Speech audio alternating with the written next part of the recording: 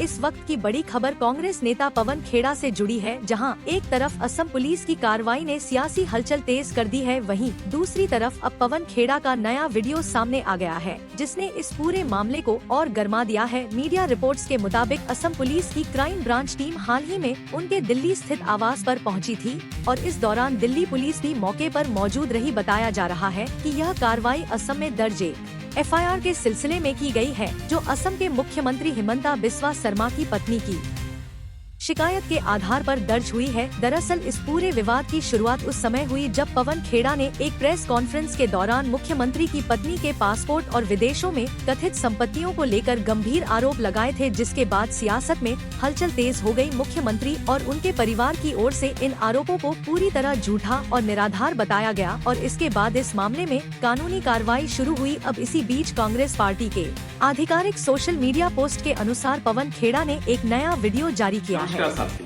आप देख रहे हैं पिछले 2 दिन से असम पुलिस क्या क्या हथकंडे अपना रही है। असम पुलिस तो नहीं अपना रही, असम के मुख्यमंत्री और शायद देश के गृह मंत्री क्या क्या हथकंडे अपना रहे हैं। दिल्ली में मेरे फ्लैट पे 100 पुलिस वाले, छोटे से फ्लैट 100 पुलिस वाले गए।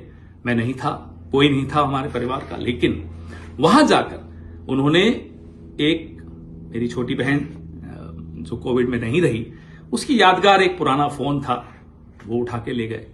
एक ऐसा लैपटॉप जो मैं कभी यूज नहीं करता वो ले गए। एक आईपैड जो मैंने अभी इस्तेमाल करना नहीं शुरू किया वो ले गए। कहते हैं कि पेन ड्राइव 2 ले गए, हमें सबके साथ साझा किया।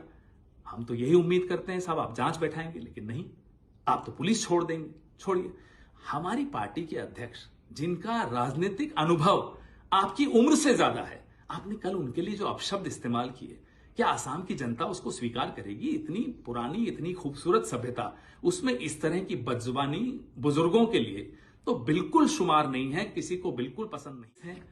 वेबसाइट स्टेट ऑफ व्योमिंग की है। सवाल आपकी IT सेल ने उठाया कि साहब कंपनी रजिस्टर करो, उसी दिन की है, कल की तारीख है, परसों की तारीख है। तो मैं बता दूं, ये तारीख इसलिए 6 तारीख की आई है, 6 अप्रैल की, क्योंकि as on request dated non disclosure agreement revoked. तो जब नॉन डिस्क्लोजर एग्रीमेंट रिवोक हो जाती है, जितनी भी जानकारी प्राइवेट थी वो पब्लिक हो जाती है, वो तारीख उसकी होती है। फाइलिंग और इनकॉर्पोरेशन में हम कर रहे हैं। आपका कर्तव्य क्या है? केंद्र सरकार में जो बैठे हैं उनका कर्तव्य क्या है कि वो जांच करें। ये नहीं कि आप हमें डराएं, हमें दौड़ाएं। हम नहीं डरेंगे साहब, हम सवाल फिर भी पूछेंगे और पूछ रहे हैं।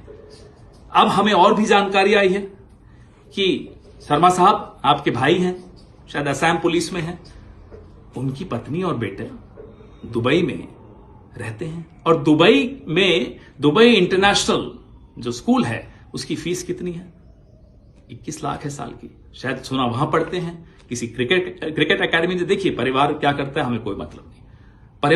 परिवार के बच्चों को हम टारगेट पॉलिटिक्स में नहीं करना चाहते, लेकिन सवाल सिर्फ ये पूछ रहे हैं क्या ये सच है, और जवाब आपको देना चाहिए।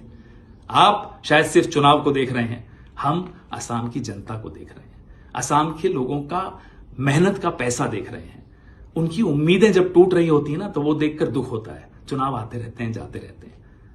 हिमंता बिस्वा शर्मा जी, कम से कम रुक जाइए, थोड़ा सा रुकिए, सोचिए और अपने दिल पर हाथ रखिए।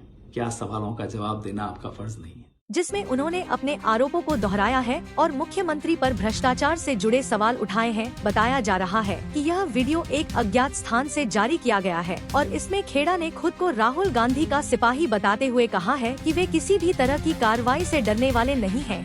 कांग्रेस की ओर से यह भी कहा गया है कि पवन खेड़ा लगातार मुख्यमंत्री से सवाल पूछते रहे हैं और अब एक बार फिर नए सवालों के साथ सामने आए हैं। वहीं पार्टी ने यह भी आरोप लगाया है कि सवालों का जवाब देने के बजाय पुलिस कार्रवाई का सहारा लिया जा रहा है। हालांकि इन आरोपों पर सरकार या मुख्यमंत्री की ओर से क्या जवाब आता है, यह देखना अहम होगा। फिलहाल इस पूरे घटनाक्रम ने सियासत को और गर्मा दिया है। एक तरफ विपक्ष इसे राजनीतिक बदले की कार्रवाई बता सकता है, तो दूसरी तरफ सरकार इसे कानून के तहत उठाया गया कदम बता रही है। अब सबसे बड़ा सवाल यही है कि क्या यह मामला और आगे बढ़ेगा? क्या पवन खेड़ा को जाँच में शामिल होने के लिए नोटिस दिया जाएगा या फिर कोई सख्त कार्रवाई देखने को मिलेगी? और क्या इस पूरे मामले में सच्चाई सामने आ पाएगी? फिलहाल दिल्ली से लेकर असम तक इस पूरे घटनाक्रम पर सभी की नजर बनी हुई है और आने वाले समय में इस मामले में और बड़े खुलासे सामने आ सकते हैं।